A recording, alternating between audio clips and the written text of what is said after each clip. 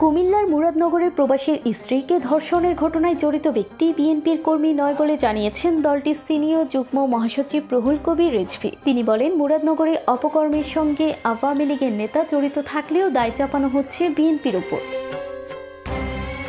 রোববার সকালে রাজধানীর নয়াপল্টনে দলের কেন্দ্রীয় কার্যালয়ে জরুরি সংবাদ সম্মেলনে তিনি এসব কথা বলেন। রিজভী বলেন, মুরাদনগরে জঘন্য অপকর্ম করেছে আওয়ামী লীগের একজন নেতা, অথচ সেটা আমাদের দলের নামে চাপিয়ে দেওয়ার চেষ্টা করছে। যে অপকর্মটি করা হয়েছে আমার বলতেও সেটা ঘৃণা লাগছে। শেখ হাসিনা পালিয়ে গেছে, কিন্তু তাদের দোসররা বসে নেই, তারা নানাভাবে অপকর্ম করে যাচ্ছে। আইন শৃঙ্খলা রক্ষা বাহিনী কঠোর না হওয়ায় এসব ঘটনা ঘটছে বলে মন্তব্য করেন রিজভী। এই সময় তিনি এই ঘটনায় জড়িতদের বিচার দ্রুত দৃশ্যমান করার দাবি জানান। আওয়ামী লীগ টাকা খরচ করে সরকার ও গণতন্ত্রের পক্ষে রাজনৈতিক দলগুলোর ইমেজ খারাপ করার চেষ্টা করছে বলে অভিযোগ করেন রুহুল কবির রিজভী। তিনি বলেন, আওয়ামী লীগের দোসররা বিভিন্ন জায়গায় অবস্থান নিয়ে আছে, তাদের কাছে প্রচুর টাকা আছে। এই টাকা দিয়ে বর্তমান সরকার ও গণতন্ত্রের পক্ষে রাজনৈতিক দলগুলোর কালিমালিপ্ত করার জন্য তাদের প্রচেষ্টা অব্যাহত রেখেছে। মুরাদনগরের এই ঘটনা সেটারই প্রতিফলন বলে আমি মনে করি। এদিকে চাঞ্চল্যকর এই ধর্ষণ কাণ্ডের মূল রহস্য ধীরে ধীরে উদ্ঘাটিত হচ্ছে। নিষিদ্ধ সংগঠন ছাত্রলীগ এই ঘটনার নৈপথ্যে রয়েছে বলে জানা গেছে। রামচন্দ্রপুর দক্ষিণ ইউনিয়ন ছাত্রলীগের সভাপতি মোহাম্মদ আলী সুমনের নেতৃত্বে নারীকে ওই দিন বিবস্ত্র করে নির্যাতন ও ভিডিও ধারণ করা হয়। স্থানীয় লোকজন, প্রশাসন ও জনপ্রতিনিধিদের সঙ্গে কথা বলে এসব তথ্য জানা গেছে। মুরাদনগর উপজেলার রামচন্দ্রপুর দক্ষিণ ইউনিয়নের বাহিরচর গ্রামের ওই নারীর স্বামী সৌদি আরব প্রবাসী। তার সঙ্গে পরকীয়া সম্পর্ক ছিল স্থানীয় যুবক ফজর আলী। সেই সূত্র ধরে গত বৃহস্পতিবার রাতে ওই নারীর ঘরে প্রবেশ করেন ফজর আলী। তাকে ধরতে ছাত্রলীগ নেতা সুমনের নেতৃত্বে কয়েকজন ফাঁদ পাতে। পরে পরিকল্পনা মাফিক নারীকে বিবস্ত্র করে নির্যাতন ও ভিডিও ধারণ করে তা ছড়িয়ে দেওয়া হয়।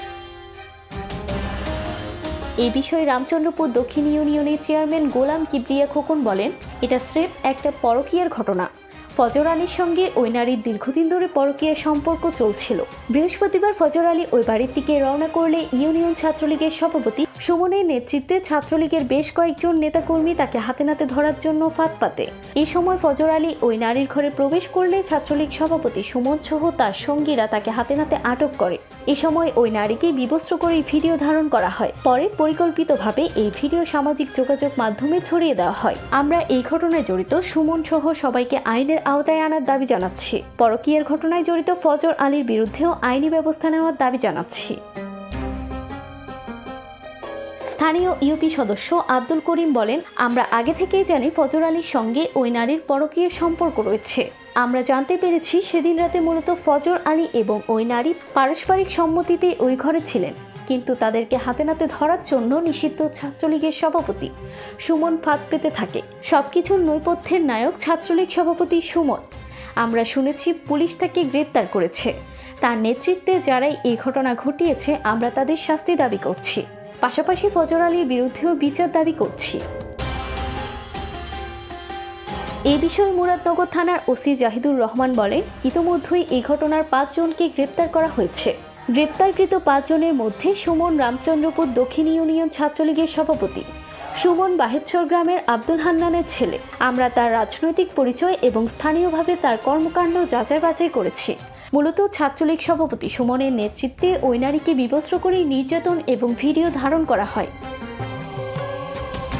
কুমিল্লার পুলিশ সুপার মোহাম্মদ নাজির আহমেদ খান বলেন, আমরা অভিযুক্ত ধর্ষক ফজর আলী সহ ভিকটিমকে নির্যাতন এবং ভিডিও ধারণের সঙ্গে জড়িত 5 জনকে গ্রেপ্তার করেছি। এই ঘটনায় যারাই জড়িত রয়েছে প্রত্যেককে খুঁজে আইনের আওতায় আনা হবে। এই বিষয়ে আমাদের গোয়েন্দা টিম এবং তদন্ত টিম মাঠে কাজ করছে। এমন পৈশাচিক ঘটনার নৈপথ্য যারাই জড়িত রয়েছে কাউকে ছাড় দেওয়া হবে না।